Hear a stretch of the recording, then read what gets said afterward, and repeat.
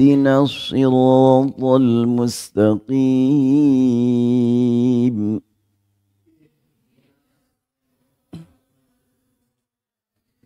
صراط الذين أنعمت عليهم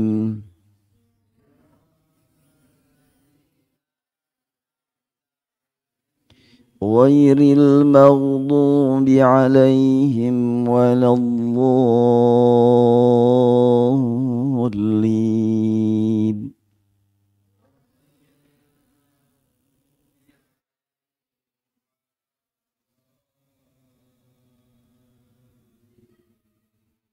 Terlihat tulisannya? Enggak, belum muncul. Belum muncul nih.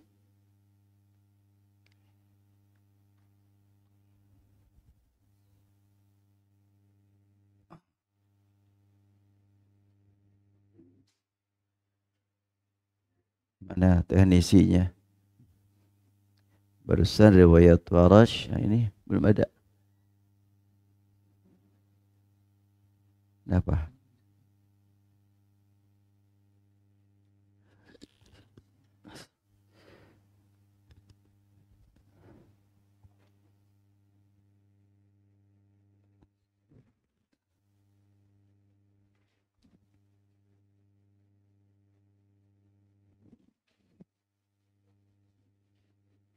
Untuk riwayat Warash dari Imam Nafi', ayat pertama surat Al-Fatihah, Alhamdulillahirabbil alamin. Ayat ke-7, ghairil maghdubi alaihim waladdallin. Ayat ke-6, siratal ladzina an'amta alaihim. Untuk qiraat Asim atau riwayat Hafs dari Asim, ayat 1, bismillahirrahmanirrahim. Ayat ke-7, siratal ladzina sampai selesai. Sama-sama 7 ayat. Karena Al-Quran menyebutkan As-sab'al mathani wal Qur'anil azim. Surat Al-Fatihah 7 ayat. Siapapun imamnya dari sekian banyak ulama qiraat tetap 7 ayat. Hanya ada yang 7 ayat itu dari mulai Alhamdu, ada yang dari mulai Bismillah. Bila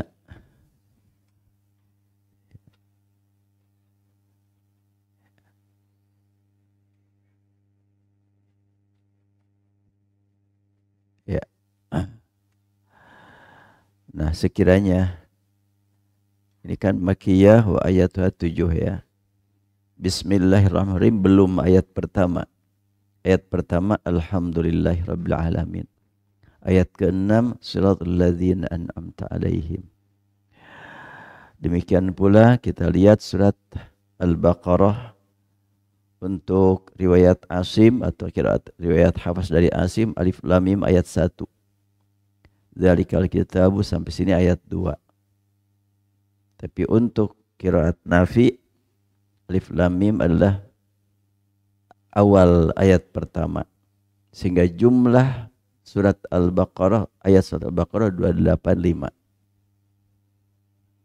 Jadi nomor ayat atau jumlah ayat dalam satu surat bisa berbeda, tapi isinya tidak berbeda.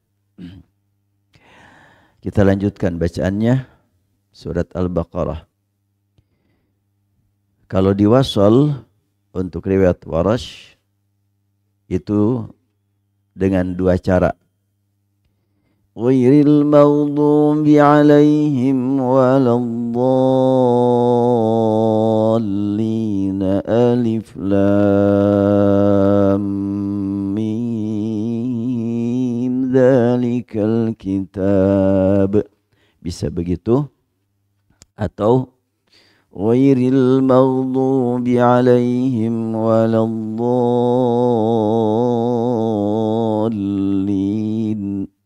Alif lam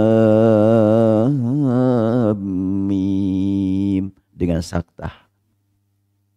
Dengan 2 cara riwayat Warash nyambung akhir surat dengan surat berikutnya, boleh wasal atau boleh saktah. Kata Imam Asy-Syatibi, wasil waskutan kullun jalayahu hassala. Silahkan diwasol atau disaktah. Ya, kita praktekkan. Ghairil maghdubi alaihim waladdallin alif lam mim. Silahkan.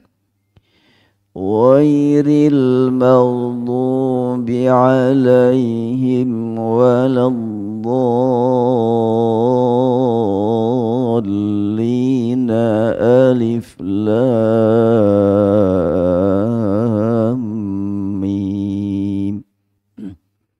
Ghairil maghdubi alaihim waladdallin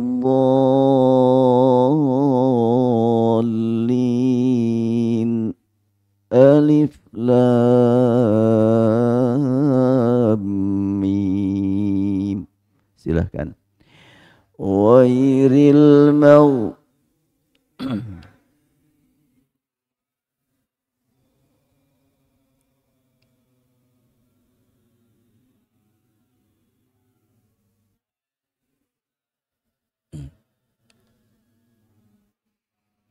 alif lam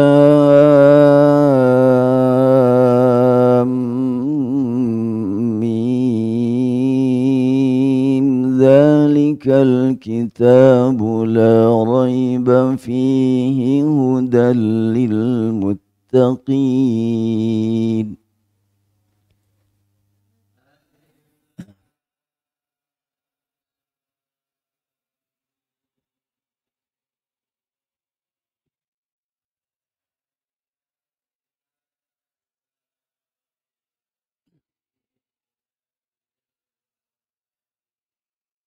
Alladzina yuminun ya, berbeda dengan biasa. Alladzina yuminuna bil ghaibi wa yuqimuna as-salata wa mimma razaqnahum yunfiqun. Alladzina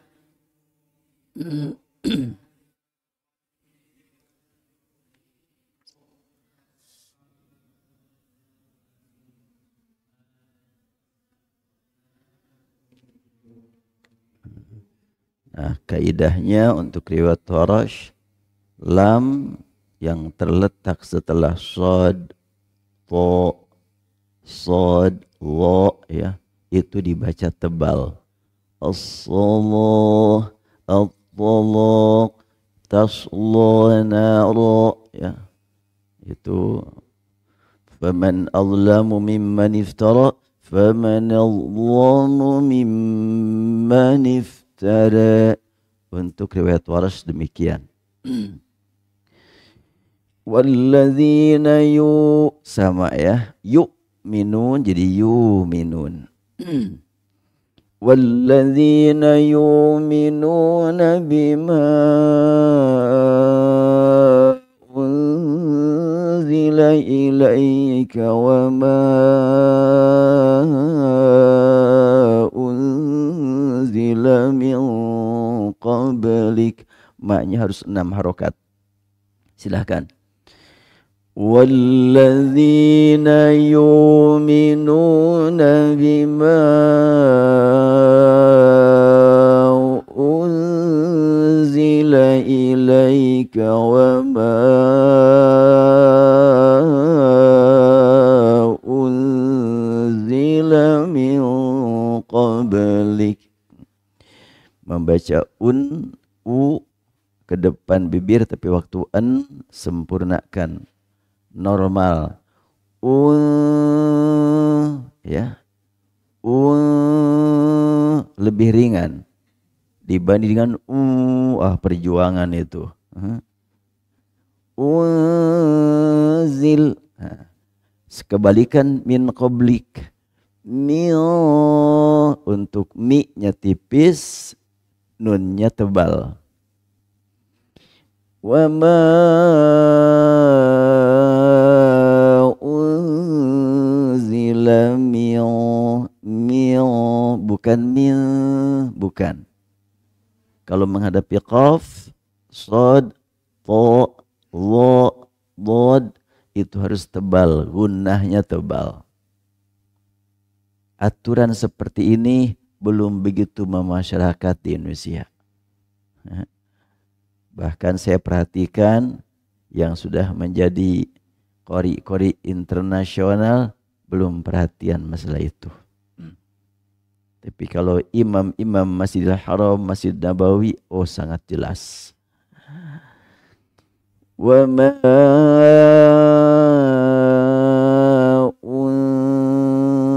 ya. Wa ma unzila ya. Pemanya surat Ar-Rahman, khalaqal insana menghadapi sin tipis, insan menghadapi shad tebal, sol ya. Wa ma unzila min qablika wa bil akhirah. Untuk riwayat Warash, kalau Hafaz wa bil akhirati, untuk Warash wa bil akhirati. Dan wabila boleh dibaca 2, 4 sampai 6. Tapi ada konsekuensi. Bila dibaca 2, kesanahnya tidak ada taklil. Apa itu taklil? Ad-dunya dibaca ad-dunya, itu taklil. Ya. Wad-duha wad-duha. Tapi kalau dibaca wa bil akhirati Rabbana atina fid dunya Rabbana atina fid dunya ya, itu riwayat Warsh, satu riwayat. Di sini kita baca dengan 4, maka kesananya ada taklil, atau dengan 6. Wa ma unzila min qablika wa bil akhirati hum yuqinun. Silakan. Wa ma unzila min qablika wa bil akhirati hum ulaika ala hudam min rabbihim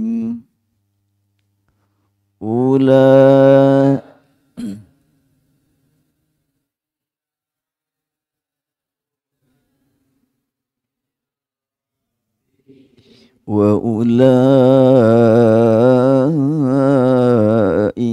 humul muflihun.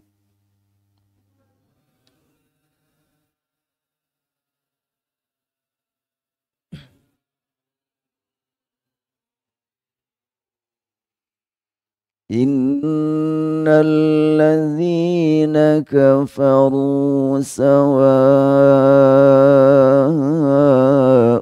'alaihim anzartahum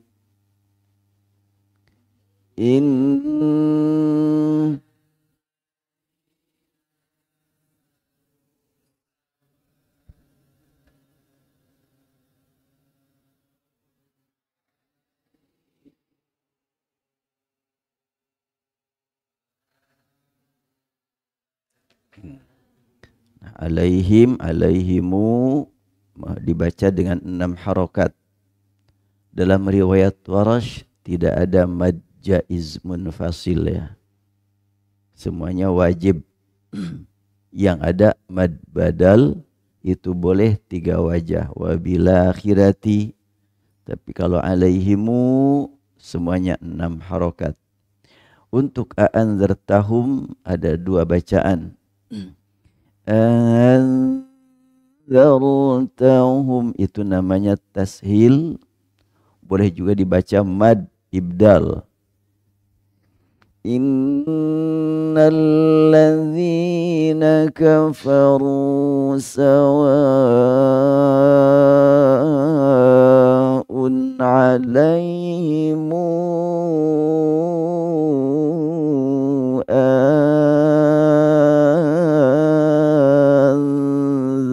anzartahum. Silahkan. Innal ladzina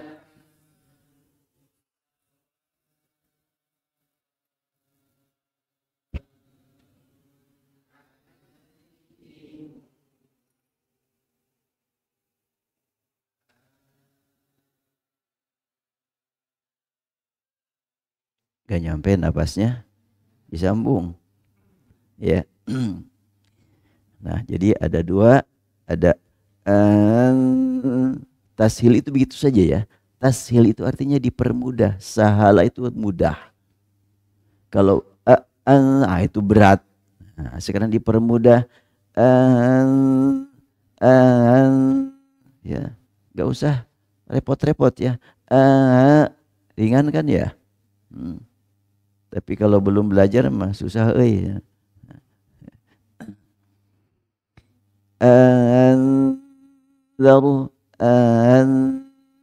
Ya, itu ditemukan banyak yang seperti itu dalam riwayat Warash. Anzartahum am lam tunzirhum la yu'minun. Silahkan. Anzartahum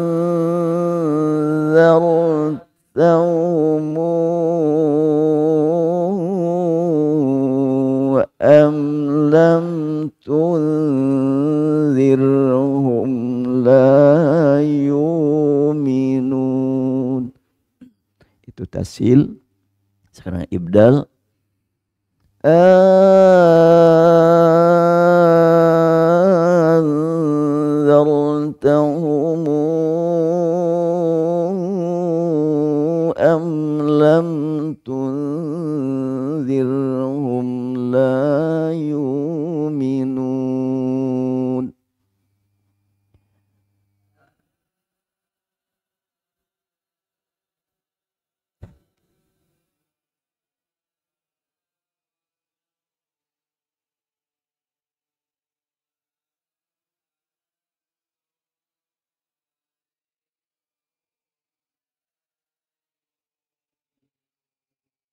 Ya, cukup aja dulu sampai di situ. Menikmati riwayat Warash dari Imam Nafi'. Imam Nafi' itu imam di Masjid Nabawi. 60 tahun beliau jadi imam di sana. Ketika Imam Nafi ngajar Al-Quran di Masjid Nabawi, datang seorang pemuda usia 45 tahun. Oh, pemuda. Enggak. Imam dia itu Warash itu dia datang dari Mesir menuju ke Madinah hanya ingin talaqi Al-Quran. Warash ini nama aslinya bukan Warash tapi Utsman. Beliau datang ke Masjid Nabawi, ternyata Imam Nafi menerima setoran demikian banyak dan Warash orang baru, gak kebahagiaan waktu. Maka dia berupaya mencari orang yang kira-kira bisa memperkenalkan diri dia kepada Imam Nafi. Ditemukanlah seseorang, minta bantuan, maka dibawalah Warash oleh orang tersebut ke rumahnya Imam Nafi. Sampai di rumahnya Imam Nafi diberitahu ini datang dari Mesir hanya untuk talaki Al-Quran. Kata Imam Nafi, kamu bisa tidur di masjid? Ya, tidurlah di masjid. Imam Nafi itu kalau menerima setoran, siapa yang lebih duluan datang, dialah yang paling duluan. Nah, Imam Waros jelas bukan paling duluan lagi, memang dia tinggal tidur di situ ya. Maka dipersilakan Waros paling duluan membaca. Pas membaca, ternyata suaranya bagus, nafasnya panjang, dikasihlah bacaan ini. Karena untuk riwayat ini kan perlu nafas panjangnya. Ya, coba kalau disatuin nih, ayat 5. Satu napaskan, kira-kira gimana? Dengan yang barusan. Dengan ibdal. Innal ladzina kafaru sawa'un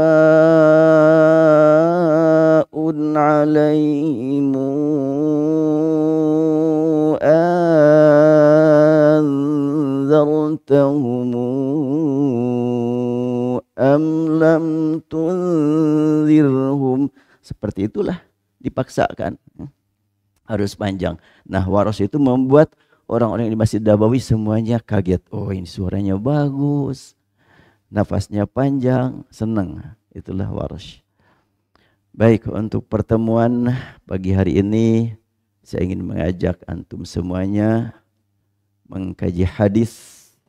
Kalau pada Kamis yang lalu kita bicara Al-Quran, sekarang bicara hadis.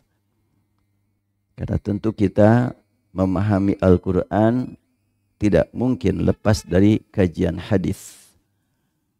Dan hadis yang paling penting untuk kita gali sebagai cara dan langkah mempersatukan umat, hadis riwayat Muslim yang berbicara tentang bid'ah. Ini pemahaman tentang bid'ah itu menjadi masalah yang bisa menimbulkan kontradiksi, kontroversi satu sama lain. Mari kita gali hadis ini apa adanya. Tidak berlandaskan kepada umumnya atau pemahaman umumnya masyarakat. Tapi kita gali kata per kata dari hadis. Haddatsani Muhammad bin al-Musanna, haddatsana Abdul Wahhab ibn Abdul Majid, an Ja'far bin Muhammad an abihi an Jabir bin Abdullah qala kana Rasulullah sallallahu alaihi wasallam idza khataba marrat ainah. Kata Jabir bin Abdullah, Rasul itu dulu apabila menyampaikan khutbah ihmarrat ainah, sampai terlihat matanya memerah saking semangatnya. Jadi kalau khutbah harus semangat ya. Jangan khutbah membuat jamaah nyenyak tidur. Ya, kalau dari awal berdiri innal hamdalillah udah langsung tidur. Nikmat jamaah. Khutbah mah enggak begitu, harus semangat. Bahkan keluarkan kalimat-kalimat yang membuat jamaah itu penasaran. Itu cara Rasulullah demikian. Makanya tampilannya saja sudah membuat semangat. Kemudian lanjutannya, wa ala sautu, suaranya keras menggelegar. Washtadda ghadabuh, marahnya pun memuncak. Hatta ka'annahu munziru jaishin, laksana seorang yang sedang menjadi panglima perang, memanggil pasukan. Lalu beliau bersabda, sabbahakum wa massakum. Hati-hati, boleh jadi hari ini, pagi hari atau nanti sore musuh datang. Itu kalimatnya, sabbahakum wa massakum, siap-siap kalian, mungkin pagi mungkin sore.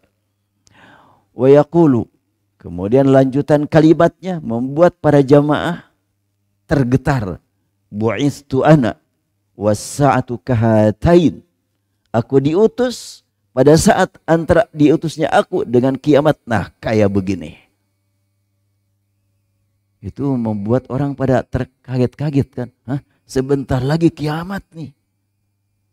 Sebetulnya kalimat Akhir zaman itu sejak Rasulullah itu sudah akhir zaman ya. Dan sampai saat ini kalau penceramah judulnya akhir zaman pada semangat pendengarnya ya. Padahal bukan baru akhir zaman, sejak dahulu sudah akhir zaman. Sudah 14 abad itu sudah akhir zaman. Rasulullah menegaskan, "Bu'istu ana was-sa'atu kahataid." Lalu beliau bersabda, "Wa yakrunu baina isbahi sababah wal wusta." Beliau langsung menggandengkan, merapatkan dua jari, as-sababah wal wusta. Wa yaqulu, lalu bersabda, "Amma ba'du fa inna khairal hadits kitabullah." Sebaik-baik hadis adalah kitabullah. Kitabullah, wahyu Al-Quran yang tertulis. Kitab itu kan tulisan ya. Sudah disampaikan pada pertemuan yang lalu, ada tulisan yang dibaca, ada bacaan yang ditulis ya. Nah, kitabullah itu adalah tulisan wahyu. Itu khairal hadis. Kalimat khairal hadis kitabullah bukan berarti yang bukan kitabullah tidak khair.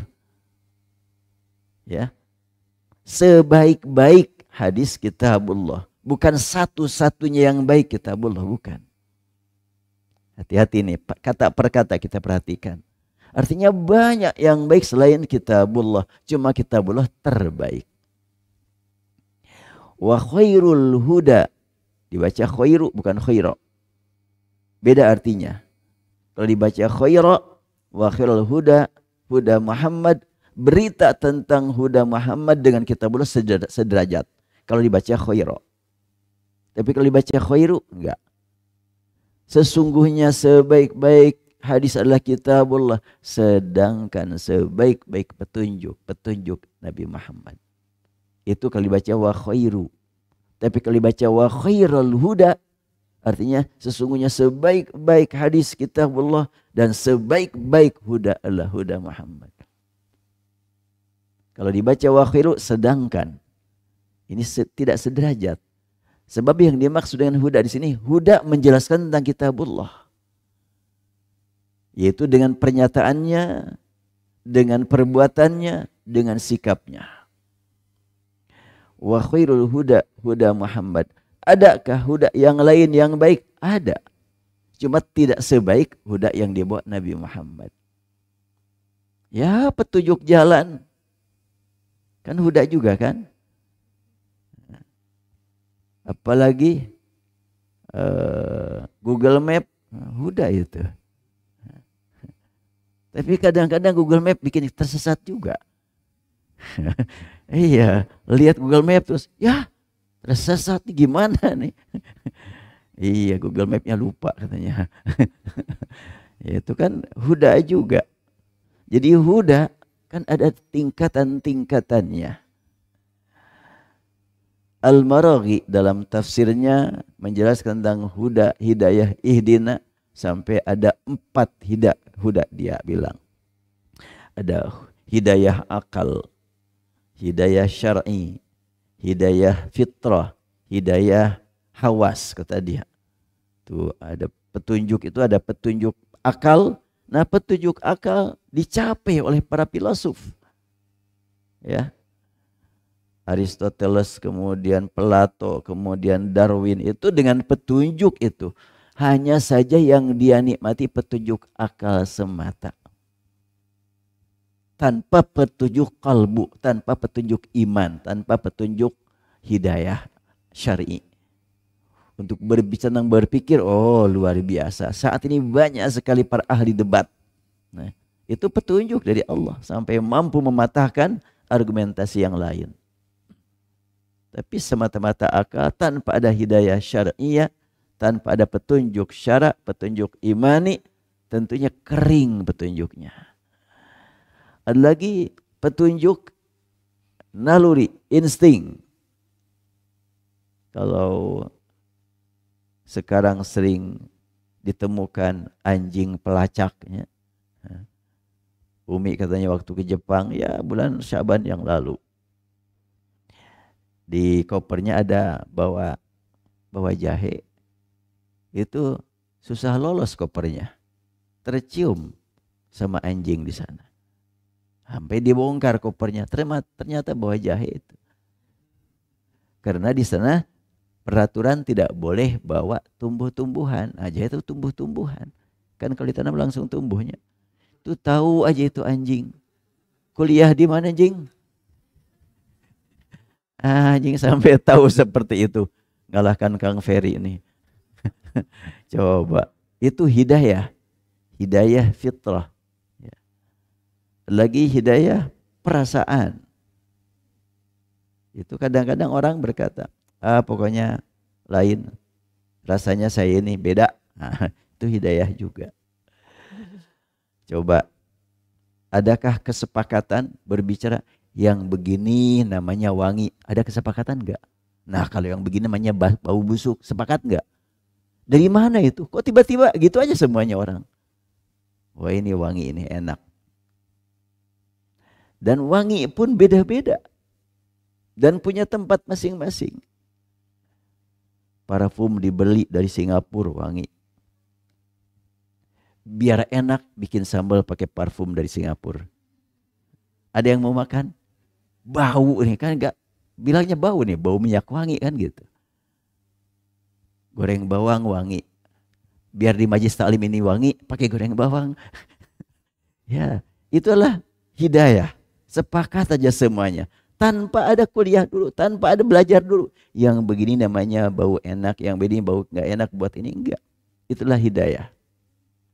Nah, khairul huda, huda Muhammad. Nabi Muhammad sebagai pembawa petunjuk, bukan petunjuk secara rinci yang tadi, tapi membimbing semua orang agar kepintarannya berguna, kepekaannya berguna, kecerdasannya berguna buat masa depan. Maka Rasulullah tampil sebagai wa innaka la'ala khuluqin azim. Engkau berada di atas akhlak yang agung. Akhlak yang agung sangat mulia, Rasul di atasnya. Artinya sekian banyak manusia di dunia yang diberi oleh Allah nikmat berakhlak yang baik. Sayang kepada orang lemah, santun saat berbicara, semua itu sangat baik, tapi belum tentu bernilai di hadapan Allah. Kok bisa? Ya, kita tidak tahu niatnya apa, akidahnya bagaimana. Rasulullah pembimbing para pembawa akhlak yang baik. Rasulullah pembimbing para pembawa perilaku yang baik. Di dunia banyak sekali orang yang perilakunya baik-baik, tapi tidak akan selamat tanpa ikut kepada pemimpin. Siapakah pemimpin? Rasulullah. Makanya Rasulullah khairul huda. Huda Muhammad. Lanjutannya. Wa syarrul umuri muhdatsatuha. Seburuk-buruk urusan yang ditemukan baru-baru, yang datang belakangan. Syarrul umur, seburuk-buruk urusan yang datang belakangan. Apakah yang datang duluan tidak ada yang buruk? Banyak. Pahami ya begitu ya. Yang dulu juga banyak yang buruk. Cuma sewaktu Rasulullah hadir, oleh Rasulullah dijelaskan, ini jangan, ini boleh, itu ambil. Sudah jelas. Kalau yang sudah. Artinya kalau yang buruk-buruk di masa lalu sudah diperjelas oleh Rasulullah. Sedangkan yang buruk-buruk di masa mendatang belum diperjelas. Makanya waspada. Apakah semua yang baru jelek? Enggak. Ya. Ini perhatikan nih. Kalau kita menggali hadis, kan bahasa Rasul itu padat. Padat makna, mendalam maknanya, dan ringkas kalimatnya. Ini termasuk istilah para ulama jawami'ul kalim. Ya, kalimat-kalimat yang padat tapi meliputi makna yang sangat luas. Jadi mana syarrul umuri muhdatsatuha, seburuk-buruk urusan harus kalian waspadai adalah yang datang belakangan. Internet belakangan buruk. Oh, banyak sekali bahayanya. Tapi bagi yang memang sudah betul-betul waspada, sudah hati-hati, insya Allah internet sangat berguna bagi kepentingan dakwah. Ya, buktinya saat ini juga kita ngaji dengan menggunakan alat elektronik. Gak kebayang. Dulu zaman Rasul sholat berjamaah di Masjidil Haram dengan tempat yang dikelilingi gunung ya. Itu zaman Rasul kan. Mekah Masjidil Haram itu dikelilingi gunung. Sehingga Rasulullah naik ke Bukit Sofa. Beliau manggil-manggil masyarakat di sekitar, terdengar pada turun. Walaupun tanpa pengeras suara. Sekarang sudah berubah. Kalau tidak pakai pengeras suara, jamaah sampai 2 juta bisa mendengar enggak suara imam. Sangat diperlukan pengeras suara. Dan sound system tercanggih di dunia di Masjidil Haram. Radius 8 km suara jelas. Bahkan pada bulan Ramadan kemarin, salat malam Ramadan, itu jarak dari Masjidil Haram ke ujung jamaah sampai 3,5 kilo. Ke sop yang paling belakang sampai 3,5 kilo. Berapa jamaah berkumpul? Jutaan. Itu bulan Ramadan lebih banyak daripada musim haji. Kalau musim haji, jamaah haji di mana-mana sholat. Tergantung di mana hotel berada. Tapi kalau pada bulan Ramadan, semuanya terpusat ke sana. Sholat malam itu. Makanya jamaah sampai jaraknya dari Masjidil Haram ke belakang 3 kilo. Bukan sampai imam. Sampai ujung Masjidil Haram. Dari awal, dari pintu Masjidil Haram ke imam juga jauh. Luar biasa. Kalau tidak pakai pengeras suara, gak mungkin bisa dinikmati.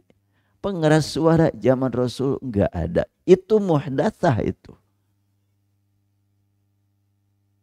Mau dibilang, oh jangan dihubung-hubungkan, itu urusan dunia.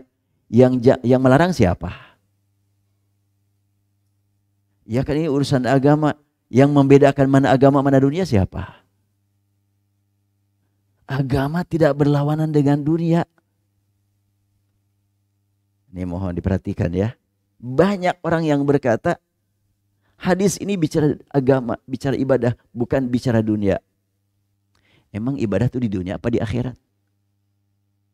Ibadah ya di dunia, menggunakan dunia. Bukan menggunakan akhirat, kita belum nyampe ke akhirat. Tapi kan ada hadis. Antum a'lamu bi amri dunyakum. Ini paling sering diangkat hadis ini. Antum a'lamu bi amri dunyakum. Kamu lebih tahu urusan dunia kamu. Suka dijadikan pembatas pemahaman tentang hadis. Apa di sini apa di mana hadisnya? Oh bukan di sini.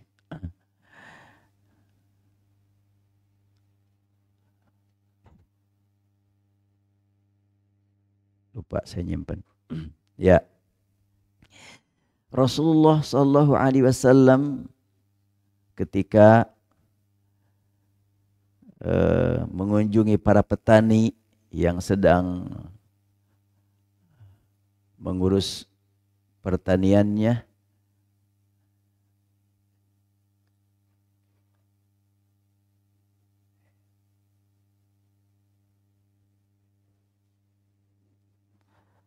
ditemukan oleh Rasulullah orang Arab sedang mengawinkan kurma. Perkawinan kurma enggak menghadirkan undangan, enggak pakai walimah, enggak. Nah ini dia hadisnya ya.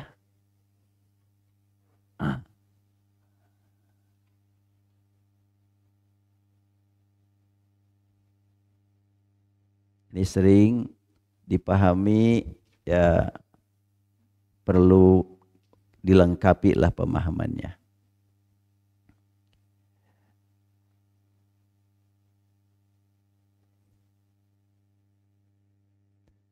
Ini untuk saat ini dengan teknologi kita kan gampang mencari hadis juga ya.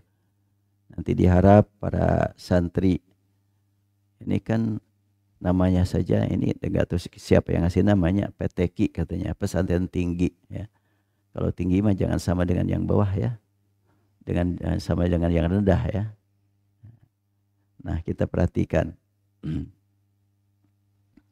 Hadis berbunyi, ini hadis riwayat Muslim.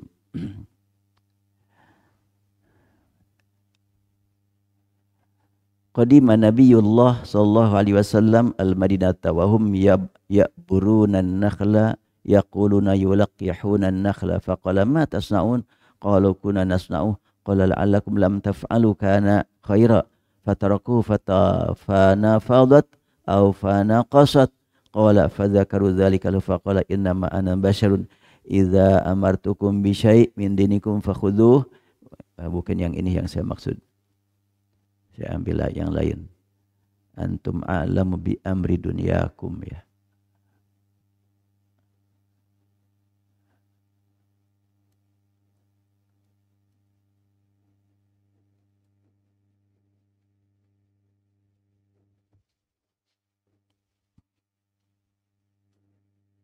Oh, enggak muncul.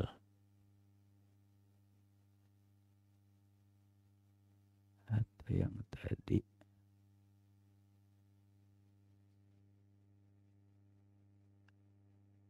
Ya, intinya gini aja deh. Bahwa Rasulullah SAW ketika datang menemui para petani, ditemukan beliau, para petani sedang mengawinkan kurma. Rasul bersabda, ada apa nih? Lagi ngapain ini? Ya, ini mengawinkan kurma. Kalau kamu tinggalkan, nah, maka mereka meninggalkannya. Sudah, beriman saja. Ternyata hasilnya kurang memuaskan. Sampailah berita kepada Rasulullah. Nah, setelah itu Rasul bersabda, antum a'lamu bi amri dunyakum. Ini barangkali. Oh iya, ini dia.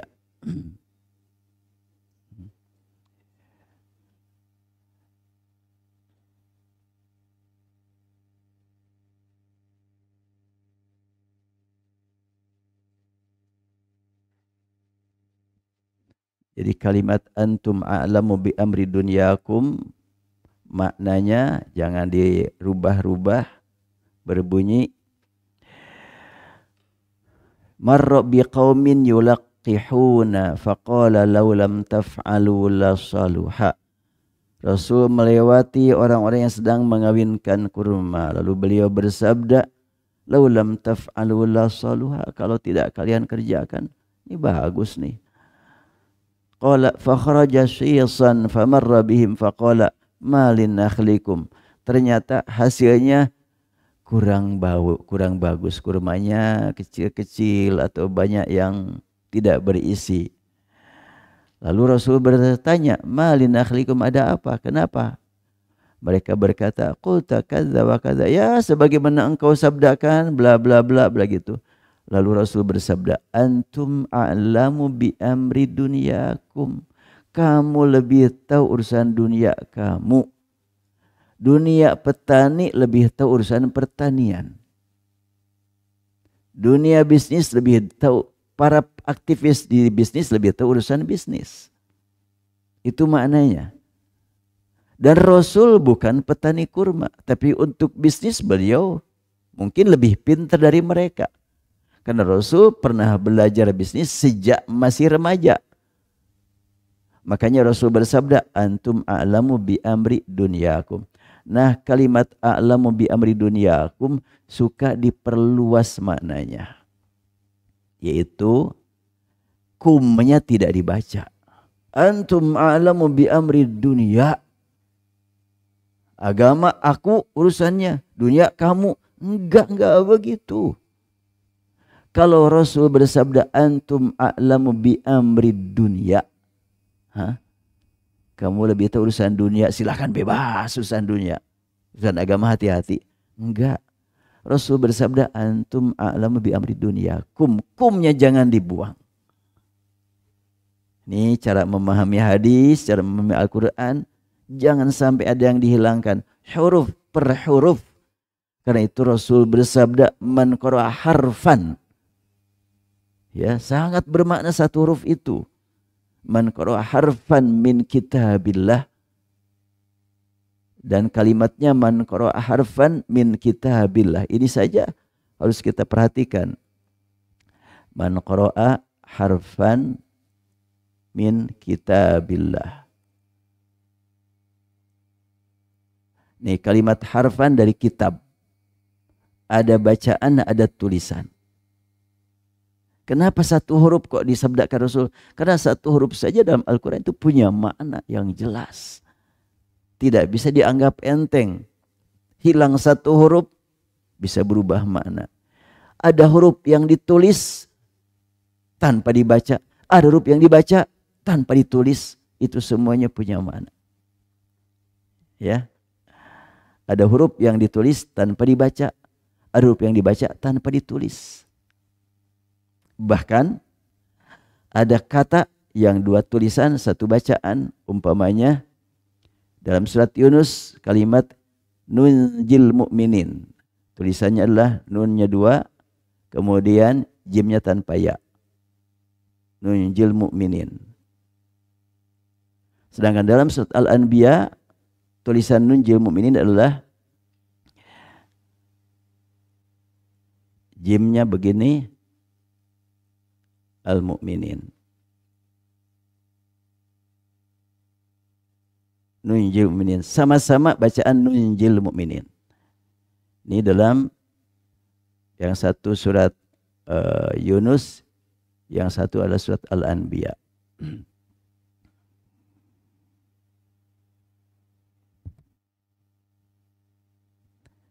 Nah, ketika kita menemukan tulisan seperti ini, bacaannya sama, sama-sama nunjil mu'minin dalam Al-Quran.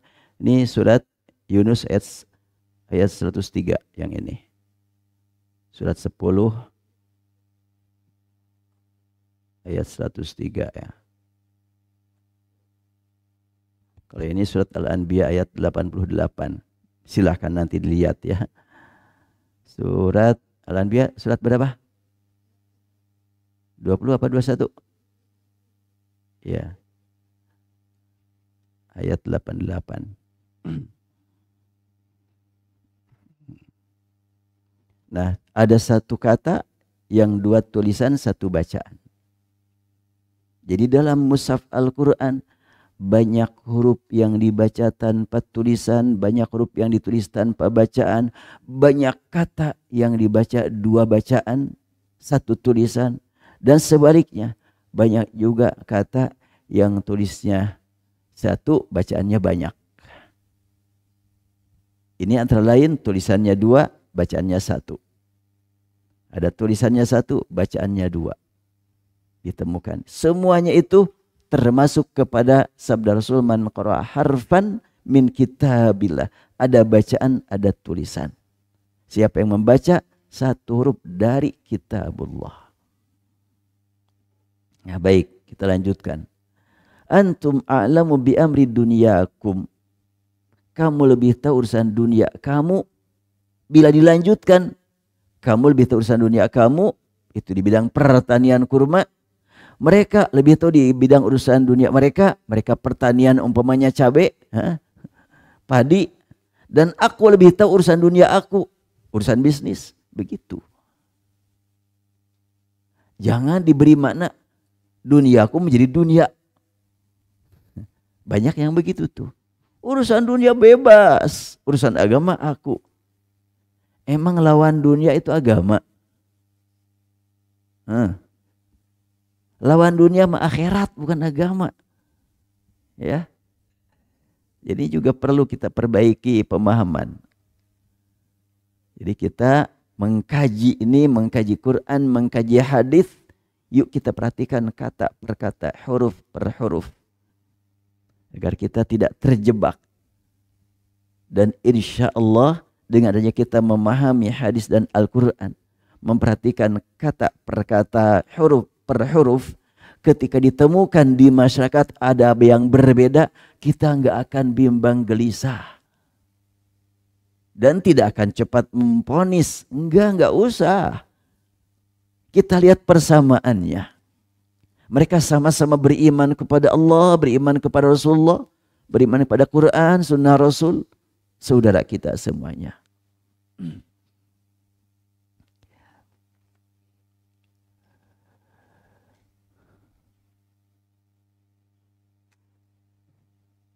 Baik, kita lanjutkan. sabda Rasul tadi di mana lupa lagi saya letaknya. Wa syarrul umuri muhdatsatuha, ya. Ini harus dicari nih.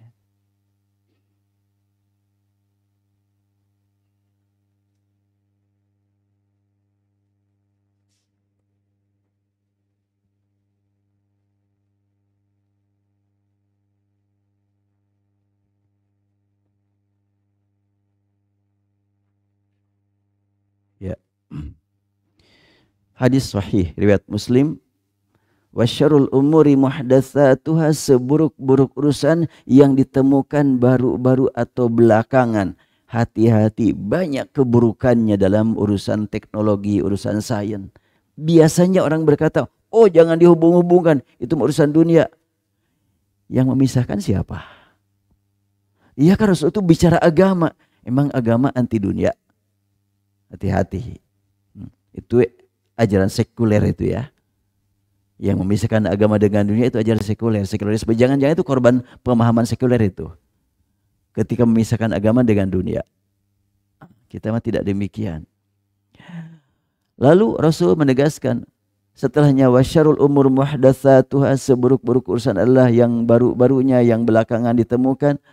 Otomatis di belakang itu banyak produk-produk baru yang tidak ada contoh sebelumnya, yang tidak ditemukan zaman Rasul, sehingga aturannya pun tidak ditemukan. Aturan penggunaannya juga belum ada.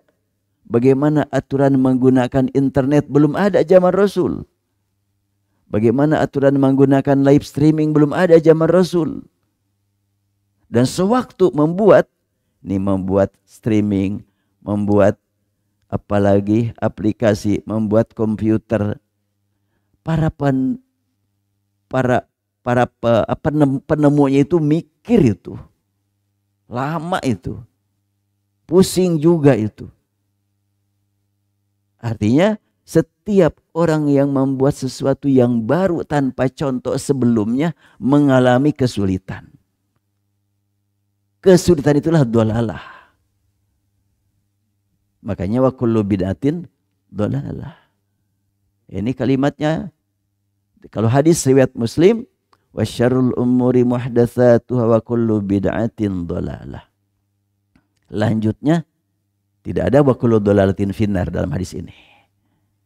Hanya sampai wa kullu bid'atin dhalalah. Setiap bid'ah dhalalah. Setiap temuan-temuan yang tanpa contoh sebelumnya dhalalah. Kalau akhwat bikin masakan baru, bikin apa? Nggak taunya masak naonnya. Apa aja deh. Enak nggak nanti? Pusing juga kalau nggak enak. Dolalah itu. Iya, karena belum ada contohnya. Kalau sudah ada contohnya, ini aturannya. Bikin bakso segini. Apa itu dagingnya segini. Itu sudah ada contoh. Tapi kalau mau bikin baru, ibtada'a, bid'ah, itu pasti menemukan kesulitan. Semua orang pasti menemukan kesulitan saat membuat yang baru. Makanya disebut kullu bid'atin dhalalah. Sekarang pokoknya kita mau jalan kemana? Taruhlah pokoknya ke Punculut. Pakai jalan, enggak, saya mau jalan ke situ. Ke situ macet. Mau kemana? Kemana aja. Langsung nyari jalan tikus.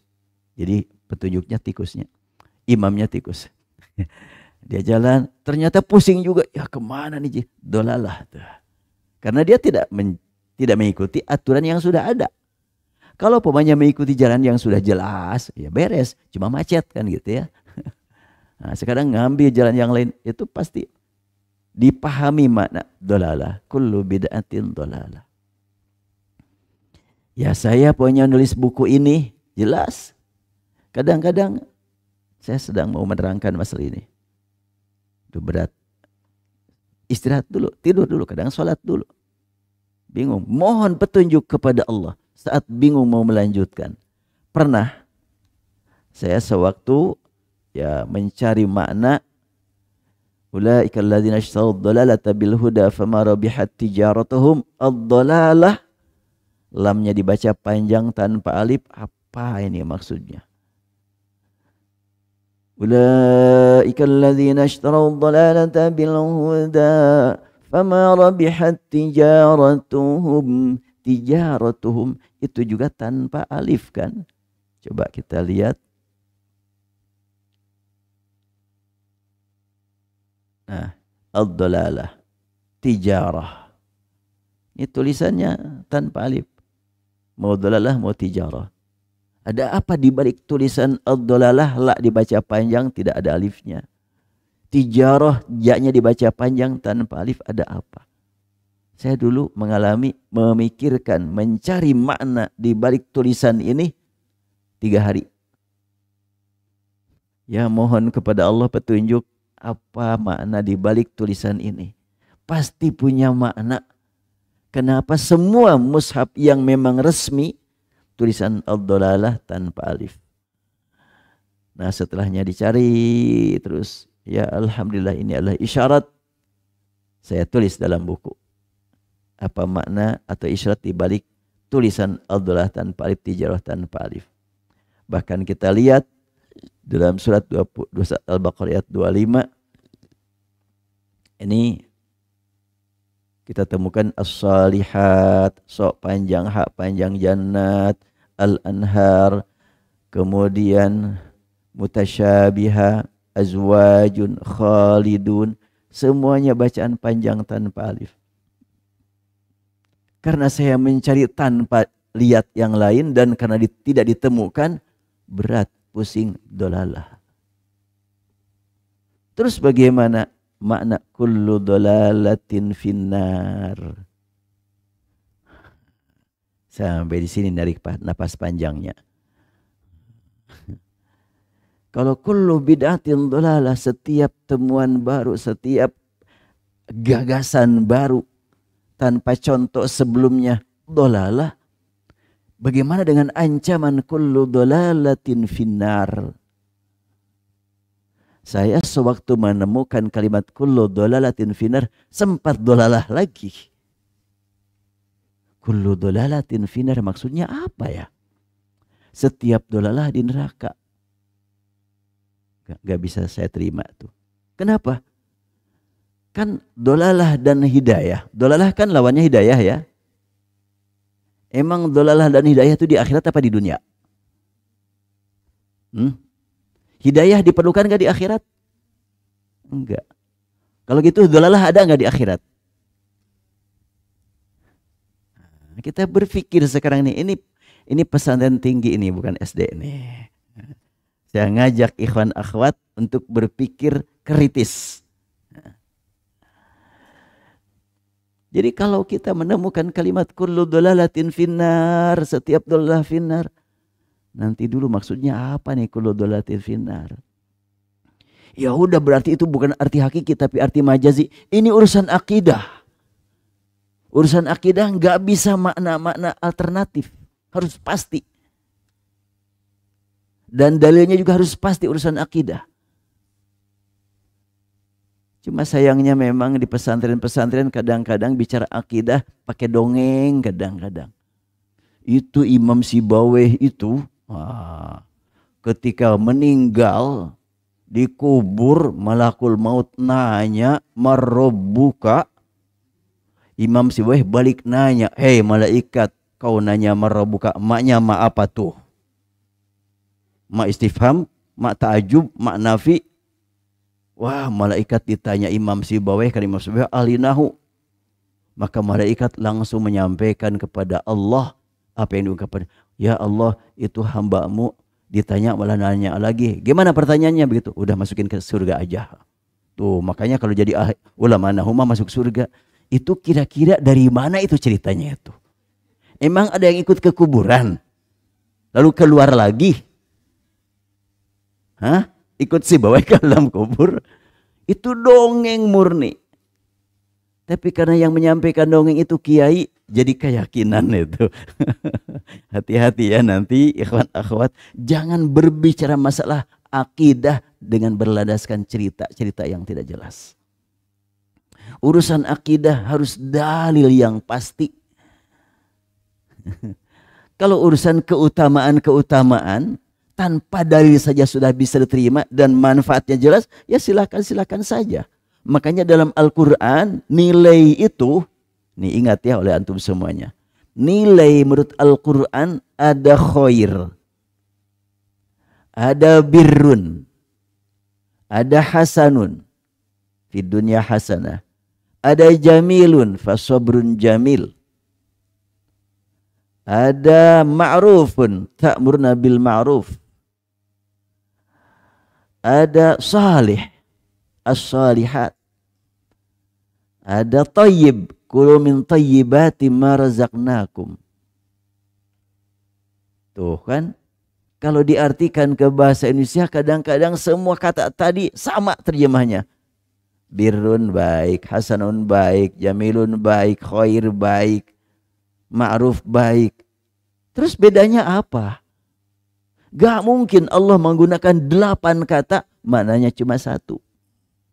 Kalau 1 kata, maknanya banyak ditemukan. Sekarang, laisal birru an tuwallu wujuhakum qibalal masyriqi wal maghrib, birrul walidain, ya. Kemudian wabil walidaini ihsana, tad'una ilal khair, ta'muruna bil ma'ruf, kulu min tayyibati ma razaqnakum. Coba apalagi? Fasabrun jamilun wallahul musta'an wala ma tasifun. Tuh ada jamil, ada khair, ada birrun, ada ma'ruf, ada tayyib. Nilai dalam Al-Quran seperti itu jumlahnya banyak sekali. Oleh karena itu maka untuk urusan ma'ruf tanpa dalil orang bisa terima. Bersihin, rapihin. Itu jalan jangan ada sampah. Gak mungkin ada orang mana dalilnya, ayat berapa. Gak perlu kan. Tuh baju kamu itu kotor tuh bersihin. Dalilnya apa? Gak perlu pakai dalil itu. Jadi nilai yang memang diketahui, dirasakan, gak perlu pakai dalil. Dalil itu dalam urusan yang memang betul-betul diyakini. Pasti harus ini. Tanpa diterjangkau oleh akal, dalil perlu. Makanya urusan akhirat, dalil gak bisa sembarangan. Nah sekarang, kullu dolalatin finnar. Setiap dolalah di neraka. Saya cukup lama itu. Maksudnya apa? Kullu dolalatin finnar. Oh yang dimaksud kullu man dolla finnar. Iya kenapa kullu dolalatin lafadznya? Kenapa tidak kullu man dolla saja?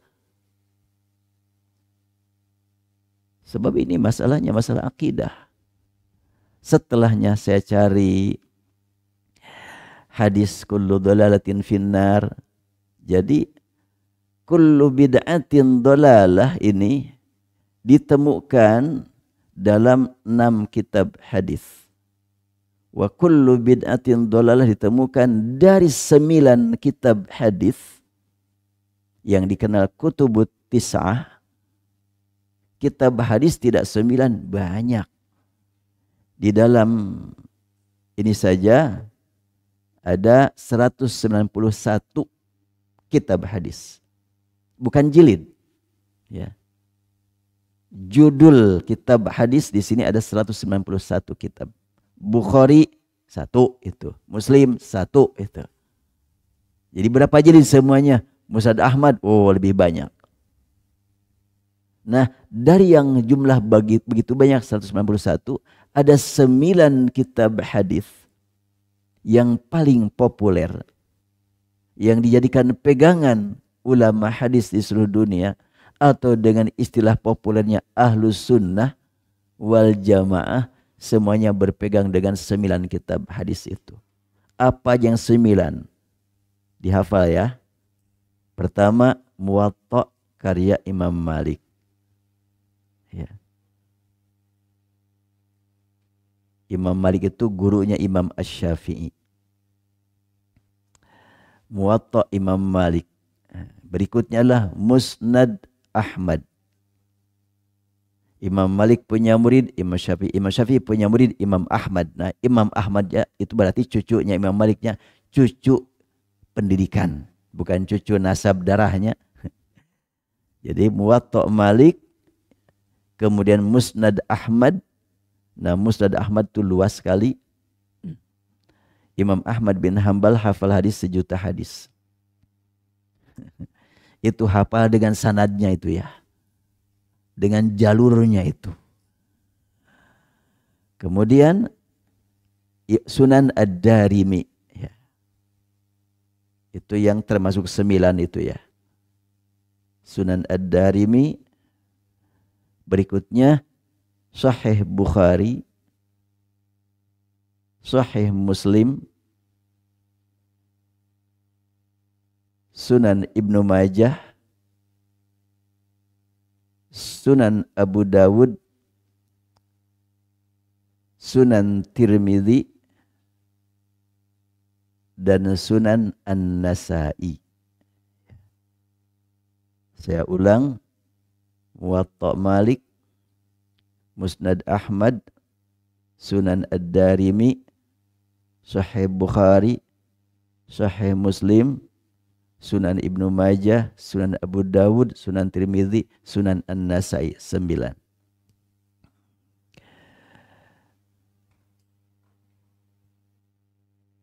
Kalimat wa kullu bid'atin dhalalah itu ditemukan dalam Sunan Ad-Darimi, Sahih Muslim, Sunan Abu Dawud, Sunan Ibnu Majah, dan Sunan An-Nasa'i. Dan Musnad Ahmad ada 6. Yang mengungkap kullu bid'atin dhalalah ada 6 kitab hadis. Tapi yang mengatakan kullu dhalalatin finnar hanya 1 kitab hadis. Yaitu Sunan An-Nasa'i.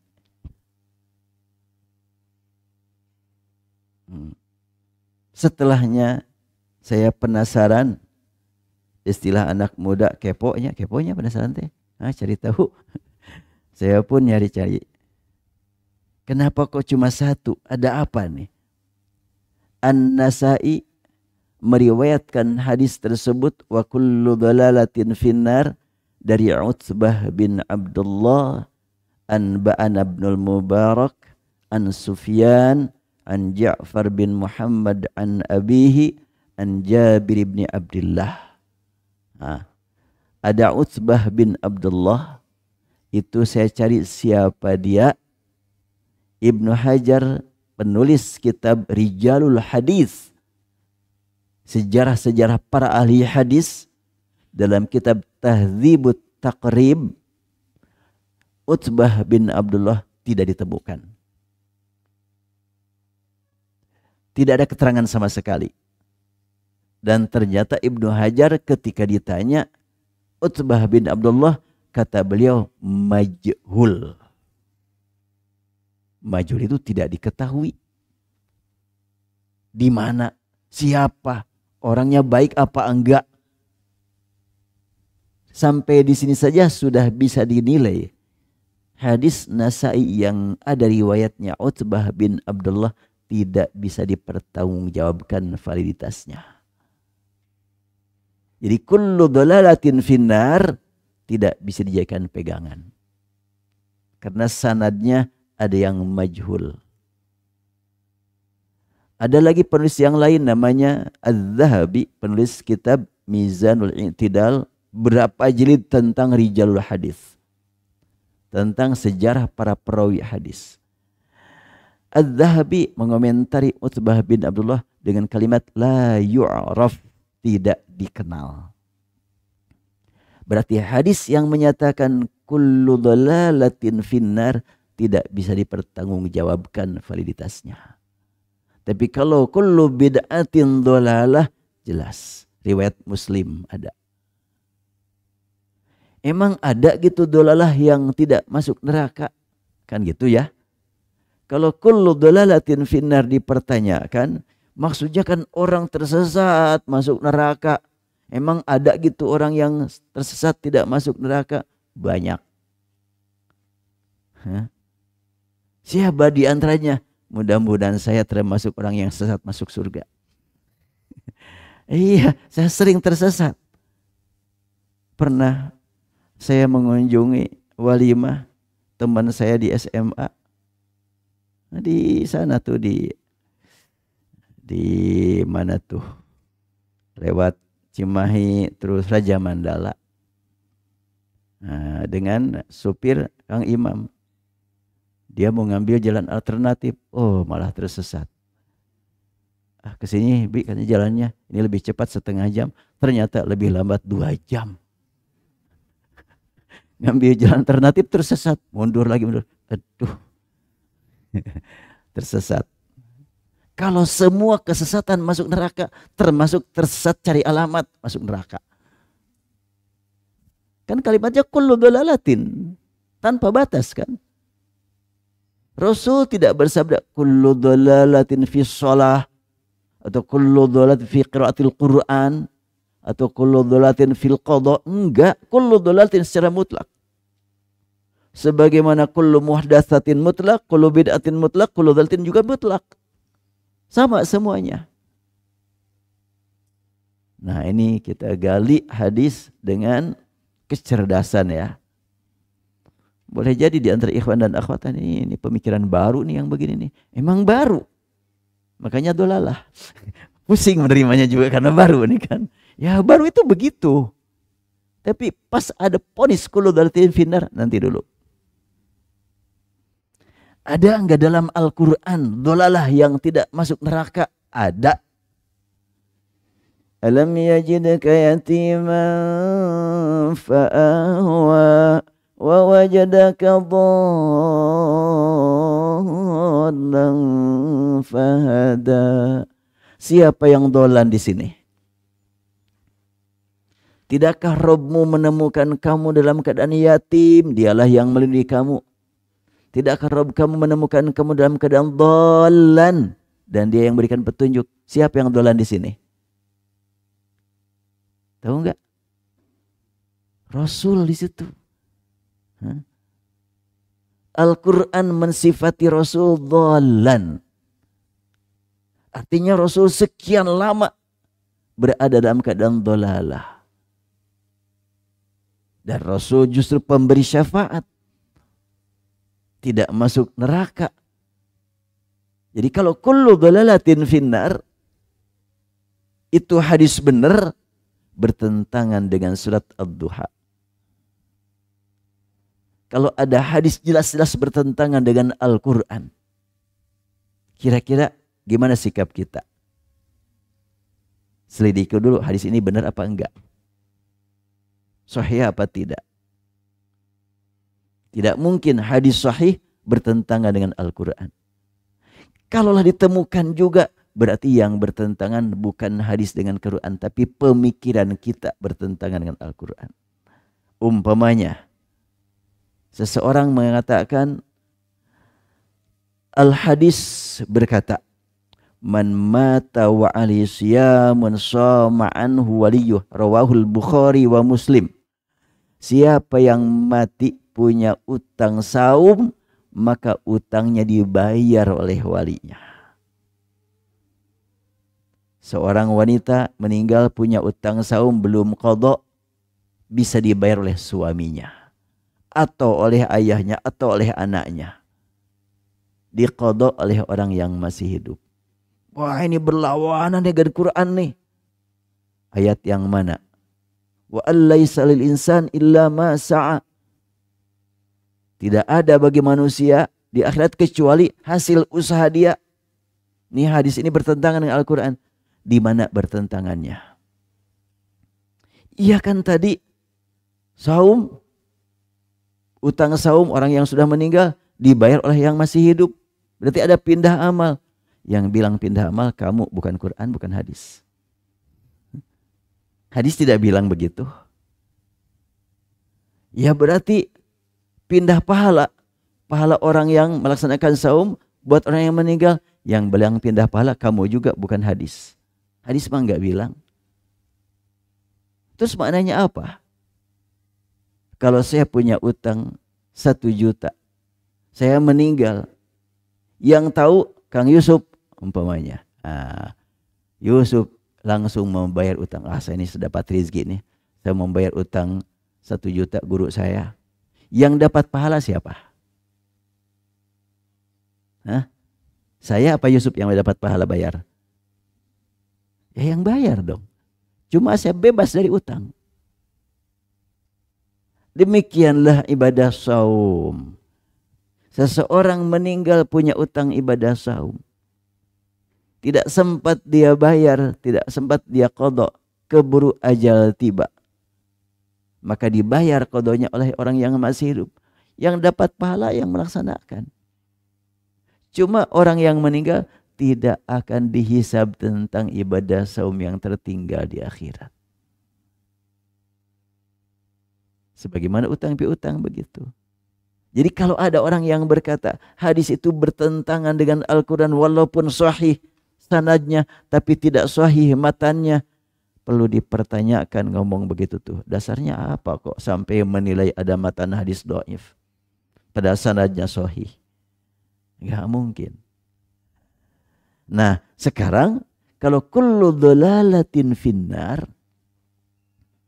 dipertanyakannya kenapa? Karena yang mengungkap kullu dhalalatin finnar dari 9 kitab hadis itu hanya Sunan An-Nasa'i. Musnad Ahmad sampai wa kullu bid'atin dhalalah. Sunan Ad-Darimi sampai wa kullu bid'atin dhalalah. Sahih Muslim wa kullu bid'atin dhalalah. Ibnu Majah, Abu Dawud wa kullu bid'atin dhalalah. An-Nasa'i wa kullu bid'atin dhalalah wa kullu dhalalatin finnar. Membuat saya penasaran. Ternyata hadis An-Nasa'i ini walaupun oleh Syekh Albani dinyatakan sahih, tetapi oleh Ibnu Hajar Al-Asqalani, oleh Imam Az-Zahabi, ada orang namanya Utbah bin Abdullah itu tidak dikenal, tidak diketahui. Jadi kalau begitu maka jangan tersinggung apabila ada orang yang bilang, ini kamu ini melakukan satu bid'ah. Gak apa-apa, gak usah marah. Wah, Saiful Islam banyak bid'ahnya. Oh, berarti saya banyak kreasinya. Nah, banyak gagasan barunya. Dan setiap kali membuat gagasan baru, mikir takut salah, itu dhalalah itu. Ah, masa sih makna dhalalah begitu? Kalau Rasul wajadaka dhalam fahada, apa maknanya dhalalah buat Rasul? Apakah Rasul pernah mabuk? Enggak. Menyembah berhala apalagi? Terus apa yang maksud dengan dhalalah yang disematkan kepada Rasulullah? Beliau bimbang, gelisah, bingung, sedih. Duh, harus gimana ini umat? Kacau betul nih kehidupan mereka. Di sana perang, di situ mabuk, di situ zina, di situ merampok. Orang miskin, orang lemah diperas oleh orang yang kuat. Rasul bimbang, gelisah, sampai beliau sering meninggalkan rumah, menyendiri di Gua Hira. Nah nanti kalau ikhwan akhwat pusingnya menghafal apal-apal kene, menyendiri menghadap kepada Allah. Langsung di malam hari menghadap kepada Allah. Mohon petunjuk. Itulah yang dialami Rasulullah. Masyarakat di Mekah, kerjaannya mabok udah biasa. Bahkan karena sudah kecanduan berzina, orang datang ke Rasul. Ya Rasulullah, izinkan aku berzina. Gimana cara Rasulullah menyikapinya? Oh, kamu mau berzina sama ibu kamu? Enggak lah. Sama adik kamu? Ya enggak juga. Anak kamu? Ya tentu enggak. Nah demikian juga orang lain yang dizinai kamu enggak mau itu. Sampai akhirnya mikir dia. Jadi sebetulnya saking sudah ketagihannya. Demikian juga mabok ya. Ketika Umar bin Khattab melihat di situ banyak yang mabok, mendengar Al-Quran, ya ayyuhalladzina amanu la taqrabus salata wa antum sukara hatta ta'lamu ma taqulun. Wahai orang-orang yang beriman, kamu jangan salat ya kalau lagi mabok. Duh, jangan salat lagi mabok, tapi kan waktu salat sudah dipastikan. Subuh, zuhur, asar, maghrib. Oh, kalau gitu maboknya di waktu panjang dong. Jangan menjelang maghrib. Nanti masih mabuk, datang waktu maghrib repot nanti. Menjelang isya juga jangan. Nanti kalau habis sholat isya baru mabuk. Panjang waktunya kan gitu. Itu proses. Sahabat sampai begitu tuh. Tapi Umar bin Khattab mendengar surat An-Nisa ayat berapa tuh? Apalagi saya 145 ayat 45.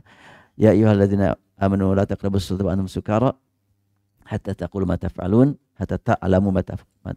Di situ Umar langsung berkata, Allahumma bayyin lana fil khamri bayanan syafiya.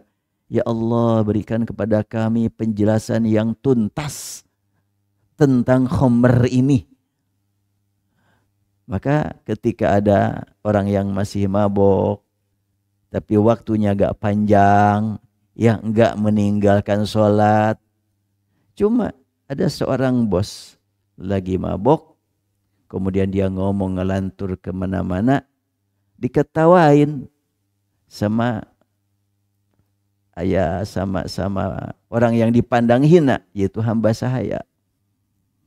Anaknya yang sedang mabuk kecewa berat. Duh, ayahku diketawain. Maka akhirnya berharap betul ada turun ayat berikutnya. Dan permohonan Umar dikabulkan. Yaitu turun surat Al-Ma'idah kan. Pada sebelum-sebelumnya dalam surat Al-Baqarah masih memberikan kesempatan. Yas'alunaka 'anil khamri wal maisir. Al-Baqarah 219 ya. Yas'alunaka 'anil khamri wal maisir qul fihima ismun kabirun wa manafi'u lin-nasi wa ismuhuma akbaru min naf'ihima. Dalam qiraat Hamzah dan Al-Kisai, qul fihima ismun katsir. Ya. Ada kabir, ada katsir. Ketika dibaca kabir, peringatan keras kepada pelaku. Dosanya besar, bahaya. Ketika dibiarkan oleh tetangganya, biarin aja, dia juga yang akan menanggung jawab nanti di akhirat. Yang menanggung akibatnya. Enggak boleh membiarkan. Ismun katsir, dosanya menyebar ke tetangga. Nah, itu dua qiraat. Ya. Ketika ada dua qiraat, memberi makna saling mendukung satu sama lain. Qul fihima ismun katsir. Dalam khamr dan maisir banyak dosa. Gak bisa dibiarkan. Bisa merugikan tetangga. Makanya dengan dua bacaan. Nah, sehingga dengan adanya kalimat ismun kabir, ismun katsir, Umar berkata, Allahumma bayyin lana fil khamri bayanan syafiyan. Turun surat An-Nisa, la taqrabus salata wa antum sukara, Allahumma bayyin lana fil khamri bayanan syafiyan. Terakhir, maka turunlah surat Al-Ma'idah. Innamal khamru wal maisiru wal ansabu wal azlamu rijsum min amali syaitan fajtanibuh. Khamr, maisir, perbuatan setan, jauhi. Ketika itu banyak sahabat yang sedang mabuk. Mendengar ayat tersebut langsung dipecahin gelasnya juga. Ketika kalimat fajatrim fahal antum muntahun, bala ya Allah ya Rabb, kami hentikan saat ini juga. Berhentilah mereka. Berat itu. Berhenti dari kebiasaan yang sudah kecanduan itu berat. Seperti hanya para perokok, berat berhenti itu. Saya kemarin waktu membimbing haji, sewaktu bimbingan manasik, saya tegaskan kepada para jamaah. Karena bimbingan manasik kan di tempat yang di masjid, waktu bimbing haji, waktu umroh di hotel, saya katakan, ihram, menjauhi, bukan cuma yang diharamkan, yang dihalal pun dijauhi. Pakai parfum, jauhi. Baju setelan kayak begini, jauhi. Tutup kepala, jauhi. Kenapa sih? Berlatih. Kalau mampu menjauhi yang berguna, apalagi yang tidak berguna. Kalau mampu menjauhi yang bermanfaat, apalagi yang tidak bermanfaat. Nah, contohnya apa yang tidak bermanfaat? Silahkan. Apa saja saya bilang contoh yang tidak bermanfaat. Muncul pernyataan rokok Ustaz. Ah, Bapak yang bilang kan bukan saya bilang. Alhamdulillah di sini tidak ada yang merokok. Ya jelas lah di masjid gak mungkin kan. Di hotel gak mungkin. Nah akhirnya saya bahas. Dengan ihram nanti diharap mudah-mudahan Bapak yang sudah terbiasa merokok saat ini pulang haji bisa meninggalkannya. Karena dengan ihram sanggup menjauhi yang berguna. Apalagi yang tidak berguna. Kan haji cukup lamanya 40 hari. Saya keluar dari hotel, ketemu bapak-bapak sedang langsung begini. Aduh, ada Pak Ustadz, ya. Aduh, kan berat ya, terbebani itu. Kemarin, umroh kemarin, itu ada 2 orang yang tidak bisa jauh dari rokok. Baru aja turun di Bandara Cengkareng. Baru nyampe jalan kaki, baru sampai ke putaran koper. Pak Ustadz, sudah boleh keluar? Saya tahu. Dia ingin segera merokok. Sudah enggak kuat dia. Perjalanan dari Madinah 10 jam lebih. Ya nunggu di bandara. Kemudian nyampe sini cukup berat, terbebani betul tidak merokok. Ya makanya mudah-mudahan ya ikhwan ini. Kalau akhwat mudah kelewatan kalau merokoknya.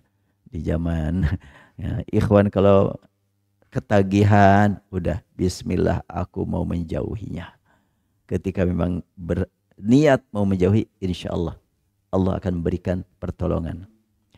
Dan apabila orang berkata saya enggak bisa, bilang enggak bisa, enggak akan dikasih bisa oleh Allah. Tapi para perokok yang berat berkata saya belum bisa, mudah-mudahan Allah berikan kemampuan menjadi bisa. Tapi kalau enggak bisa, itu adalah menolak pertolongan Allah itu. Hati-hati.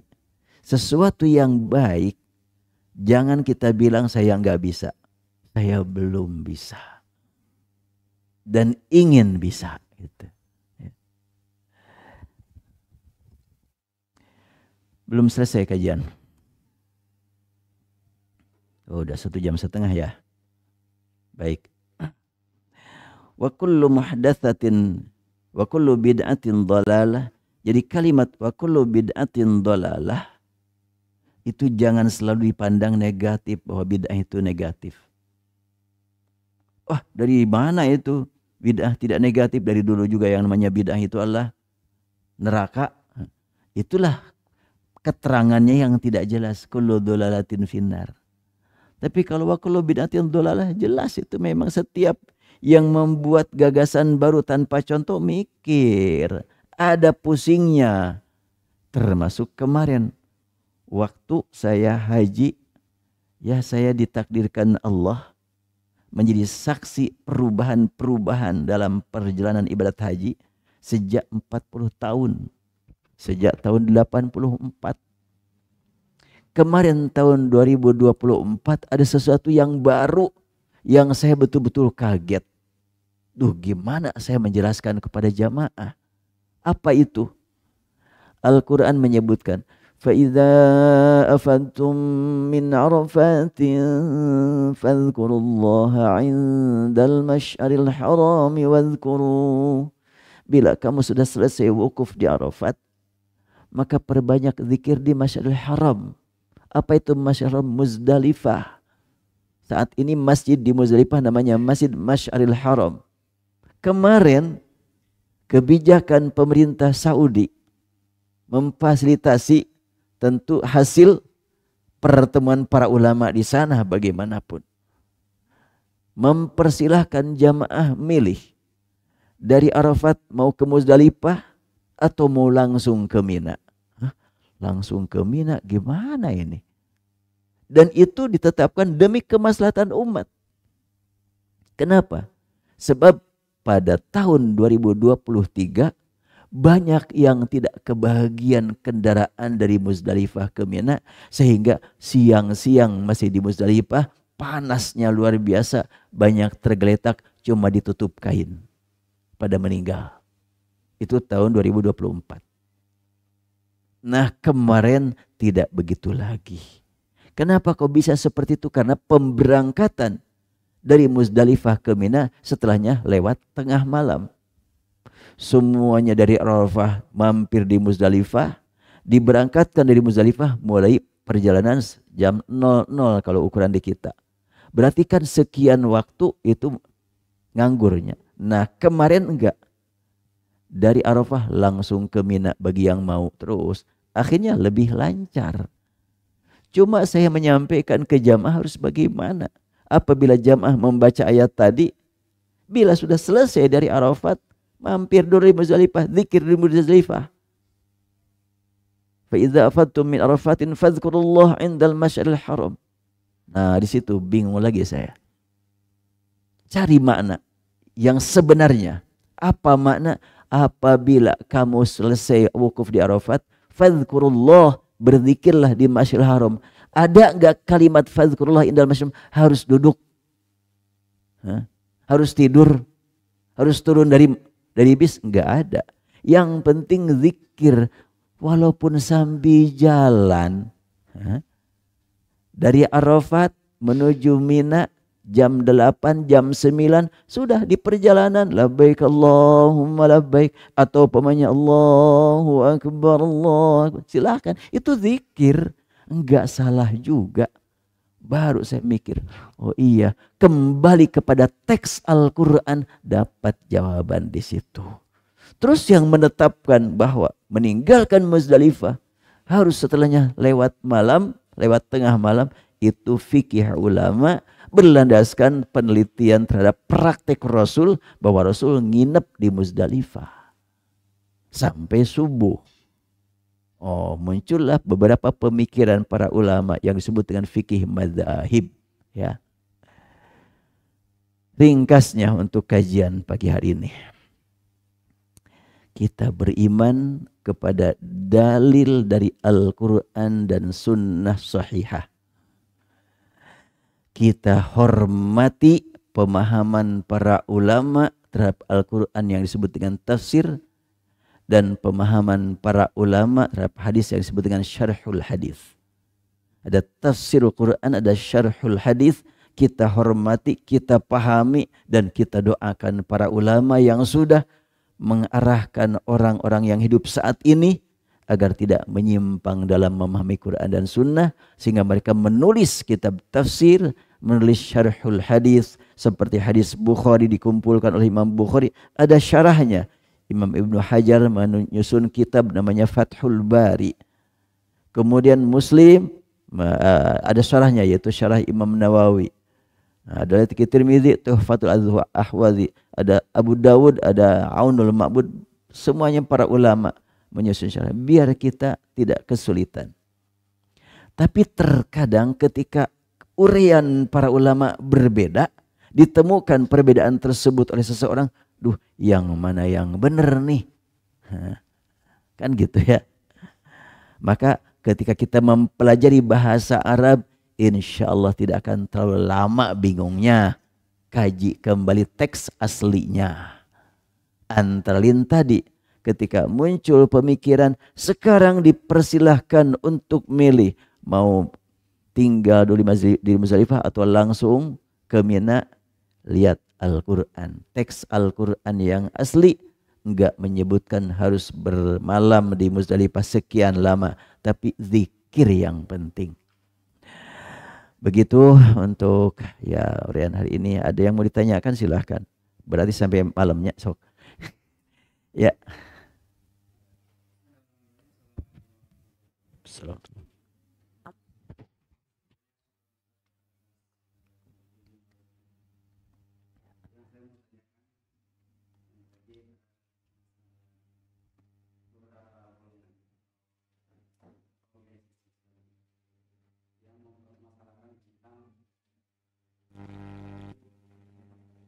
Gimana?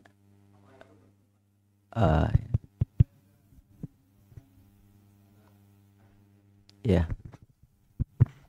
Ada yang mengatakan bahwasanya Allah itu bertempat di arsy, Ya. ya, karena ada ayatnya. Kemudian ditambah lagi dengan dalil yang lain, bahwasanya Allah itu turun ke bumi. Artinya Allah itu di atas gitu. Iya.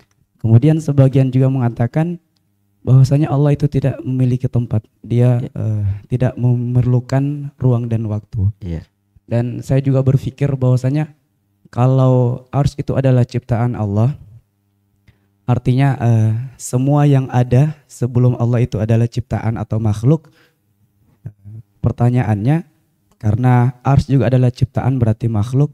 Kalau Allah menciptakan ars, sebelumnya Allah itu ada di mana gitu. Itu saya berpikir bahwasanya sebelum Allah menciptakan ars, Allah itu ada di mana. Sehingga saya mengambil pandangan bahwasanya saya mengikuti Allah itu tidak memiliki tempat gitu, tidak membutuhkan ruang dan waktu. Untuk lebih jelasnya Ustadz masalah itu kayak gimana? Iya. Syukran. Kalimat menempati itu yang perlu diperhatikan. Ar-Rahmanu 'alal arsy istawa, firman Allah. Allah di atas arsy. Apakah di atas itu menempati? Kalau presiden di atas menteri, apakah presiden duduk di kepala menteri? Sederhana saja sebetulnya, tidak terlalu jauh. Ketika presiden atasan menteri, ketika menteri luar negeri sedang bertugas ke Amerika naik pesawat dan presiden sedang tidur di istana, siapa yang jadi atasan? Menteri di atas presiden sedang naik pesawat? Atau tetap presiden atasan menteri? Kalimat atas saja itu sebetulnya banyak makna. Dipaksakan kalimat ala ada hubungan dengan tempat, itu yang membuat pusing orang.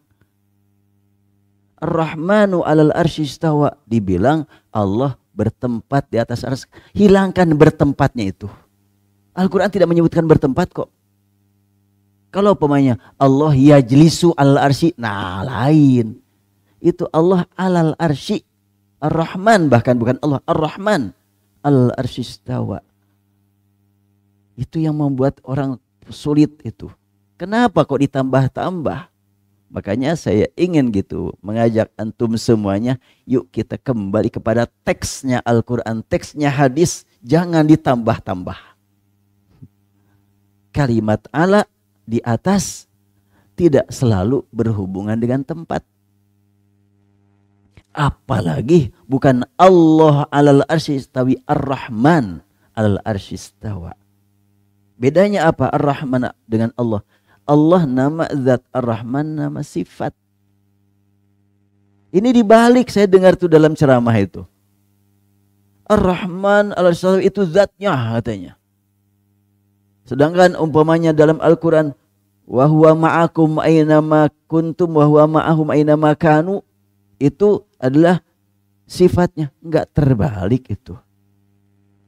Innallaha ma'as sabirin.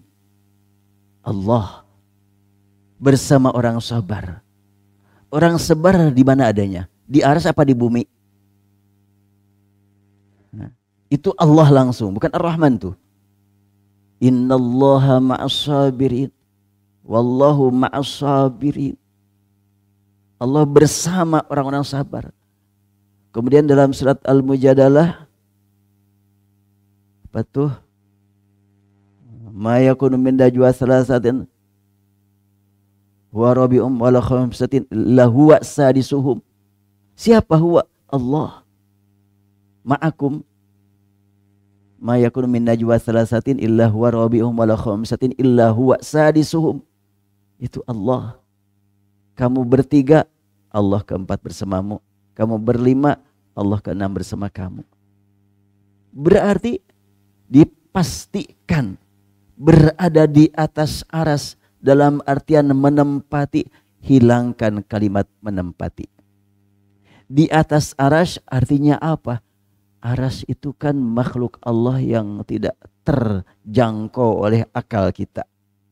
Imam An-Nawawi menyebutkan perbandingan antara bumi dengan aras, laksana kita datang ke padang pasir bikin lingkaran, itu lingkaran itu bumi itu. Padang pasir adalah arasnya. Nah, Allah di atas segala-galanya. Berarti Ar-Rahman 'alal arsy istawa. Rahmat Allah di atas semua makhluk yang Dia ciptakan. Rahmat ya, Ar-Rahman. Kenapa sih susah-susah yang memahami itu ya? Sampai berdebat terus itu. Di YouTube, di TikTok, sambil serang menyerang. Saya kadang-kadang gergeten juga sih. Cuma kan saya siapa sih dibandingkan dengan mereka. Mereka kan banyak murid-muridnya lah gitu. Sampai aja saling tuduh menuduh. Ada tuduhan tajsim. Ada tuduhan takwil. Kata yang berkata Allah menempati arasy, berkata Allah berkuasa arasy, itu takwil, gak boleh takwil. Kata yang mengatakan yang tadi, itu tajsim. Aduh, yuk kita belajar tentang kalimat ala saja deh. Ala itu di atas itu apa? Ini belum lagi ke angkasa luarnya. Di sini saja gitu, atasan itu tidak selalu ada kaitan dengan tempat. Apalagi hubungannya dengan Allah, tidak bisa dijadikan ukuran.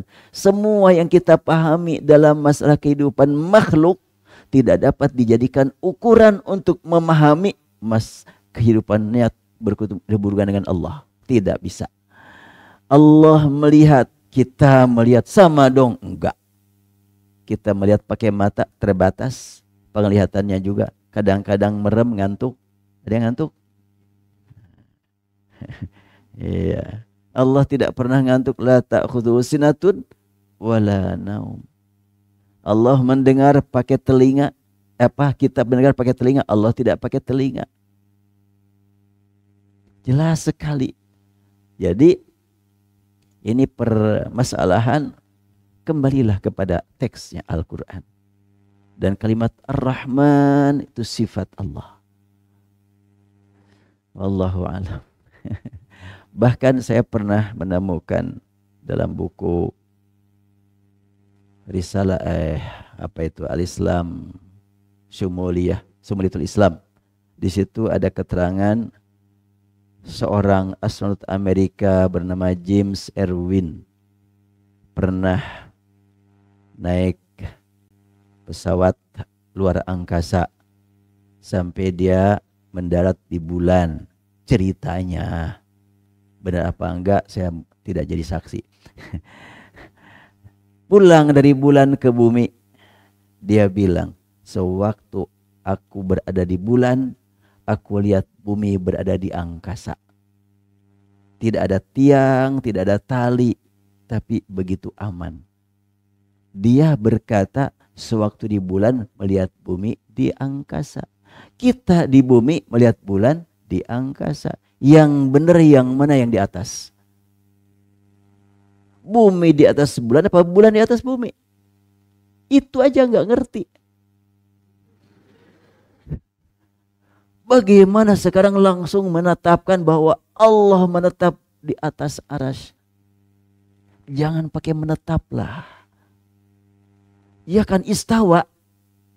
Istawa itu adalah duduk. Menetap bagi makhluk begitu. Bagi Allah kalimat istawa. Istawa itu apa? Sawa, seimbang, ya. Sebanding. Sawa itu kan samanya. Sama itu sama kan. Jadi istawa tidak berubah. Rahmat Allah yang disebut oleh kita Ar-Rahman itu di atas arasy selamanya, gak pernah berubah, gak pernah berkurang. Rahmat Allah di atas arasy itu. Ya, istawa itu namanya.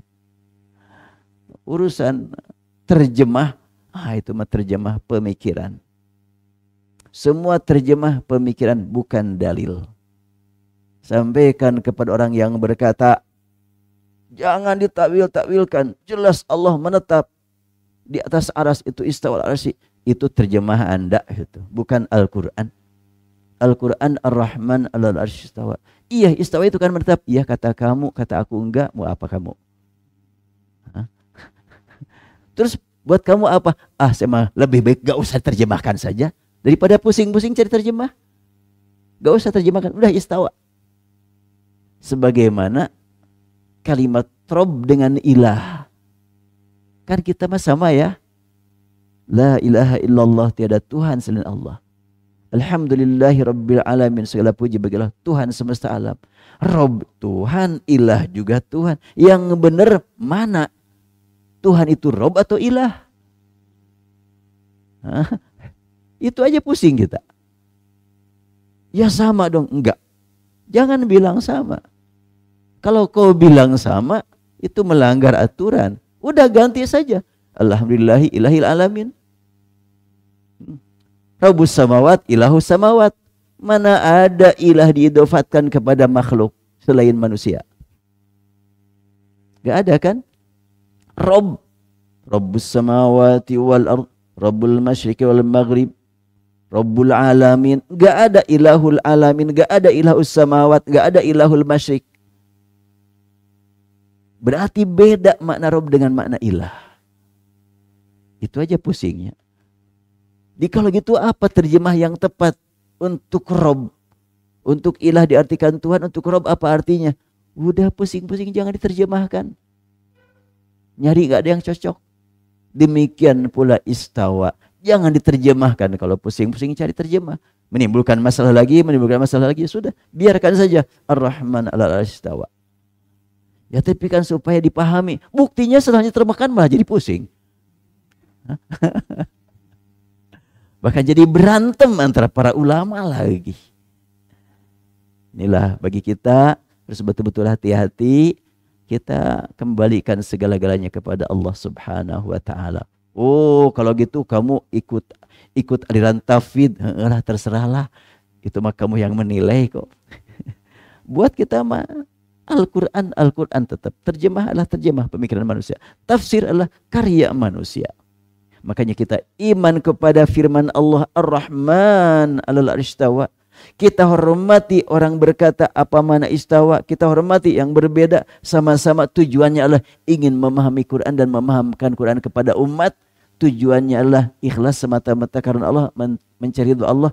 Kita doakan semoga mereka semuanya bertemu nanti di akhirat dengan kita dalam surganya. Aman-aman saja, senang-senang saja. Makanya saya dalam bahasan buku ini, kita lihat nih, ini bahas bid'ah ya. Bid'ah judulnya adalah bid'ah dari masa ke masa. Studi kritis tentang terjemah hadis ini dari sini nih. Ini pembaharuan makna bid'ah. Ya. Saya ambil beberapa kalimat di sini. Pertama, bid'ah pada masa Nabi. Kullu bid'atin dhalalah. Kemudian bid'ah pada masa sahabat. Ni'mal bid'atu hadhi. Ada bid'ah yang enak, yang indah. Itu Umar yang berkata. Berarti Umar berkata begitu itu bid'ah. Iya bid'ah buat beliau. Buat tabi'in sunnah. Khulafar Rasyidin itu namanya. Nah makanya zaman Nabi ada kullu bid'atin dhalalah. Kemudian zaman Umar bin Khattab ada ni'mal bid'atu hadhi. Ini hadisnya jelas. Riwayat Bukhari. Ni'mal bid'atu hadhi. Kemudian zaman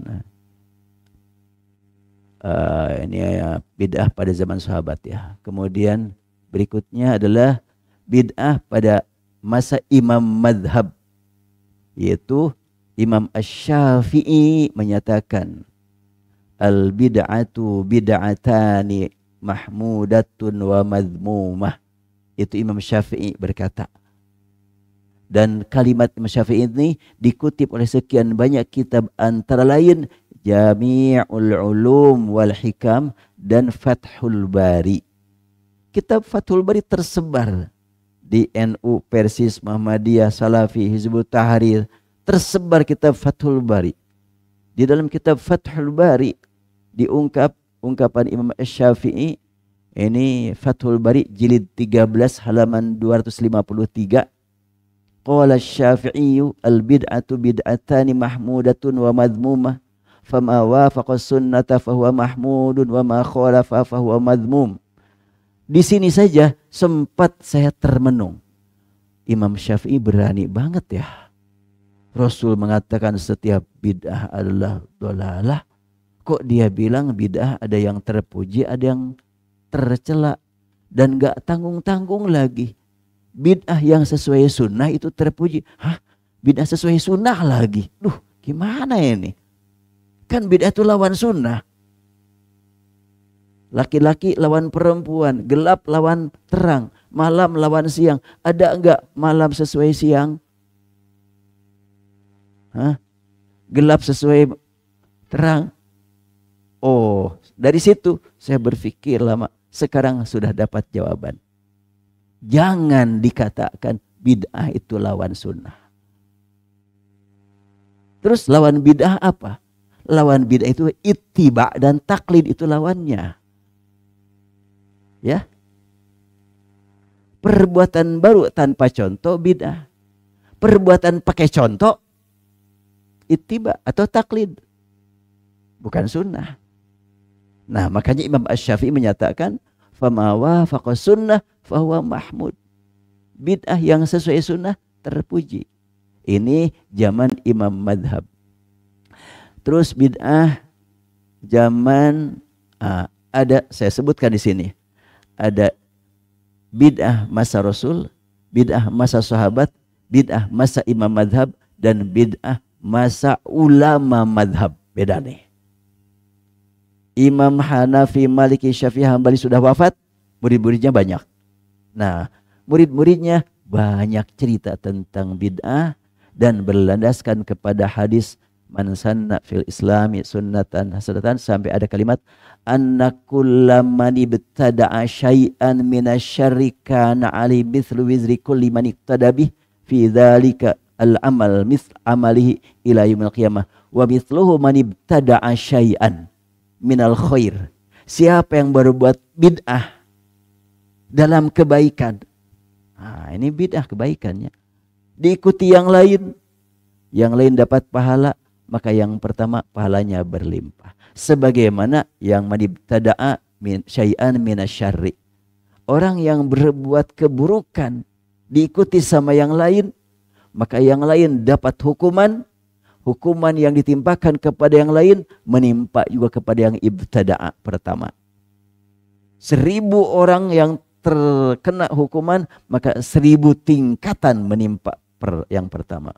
Berat sekali. Ini siapa yang berkata? Al-Imamun Nawawi. Imam Nawawi ini diakui keulamaannya oleh semua ulama. Di Mekah, di Madinah, di Indonesia diakui.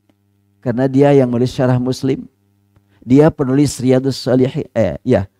Dia juga menulis Arba'in Nawawiyah. Banyak sekali karya beliau. Tapi ini gak diangkat nih. Ini adalah bid'ah pada masa ulama madhab. Nah, baru nomor kelima. Nomor kelima ini. Ini karya saya sendiri. Indahnya ahli bid'ah bertemu Wahabi. Apa maknanya di sini? Ini masih dilengkapi, belum selesai saya tulis nih. Ini pakai rujukan semuanya juga. Nah, ini saya angkat nih. Wawancara. Tidak pernah ada istilah Wahabi, kata Syekh Khalid Al-Ghamidi, Imam Masjidil Haram. Rame Wahabi ahli bid'ah itu di Indonesia. Di Mekah mah enggak terdengar istilah Wahabi itu.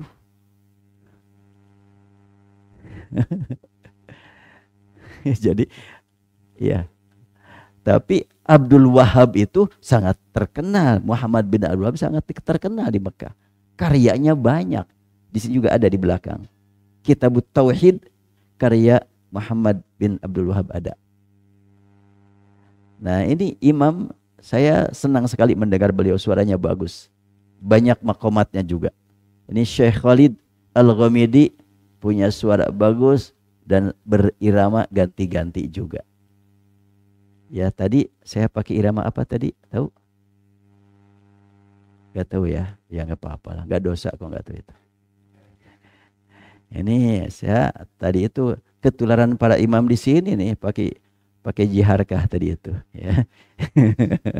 Iya, ini kan imam-imam di sini rata-rata itu aja terus tuh. Cuma beda variasinya aja. Makanya saya juga ketularan. Saya jarang gitu. Jadi imam jarang-jarang pakai itu. Ya insya Allah di sini dikenal. Itu bukan materi utama ya. Tapi materi pelengkap. Antum jadi imam. Akhwat umpamanya supaya menikmati bacaan Al-Quran. Nanti pemanya ngajar keluarga. Pakai irama. Daripada nih nak bobo apa? Lagu jangan lupa lagi nih nak bobo itu. Coba pakai bacaan Al-Quran lebih enak tuh bayi itu ya. Nah, langsung umpamanya lagi gendong bayi. Nah, sekarang pakai makom coba ya. Alhamdulillahi rabbil alamin. Ar-Rahmanir Rahim. Ganti ya, pakai hijaz ya. Alhamdulillahi rabbil alamin. Ar-Rahmanir Rahim. Maliki yaumiddin. Ganti ya, pakai nihawan ya. Alhamdulillahi terus kan enak kan? Oh, sekarang mah pakai jaharkah zaman ya. Silahkan. Ya bagus kan gitu. Itu buat jadi imam itu bagus. Saya perhatikan Imam Masjidil Haram antara lain Syekh Bandar Al-Balilah itu luar biasa. Beliau ahli di bidang itu. Atau kalau Imam Masjid Nabawi yang sudah wafat, Syekh Ayyub itu iramanya banyak sekali.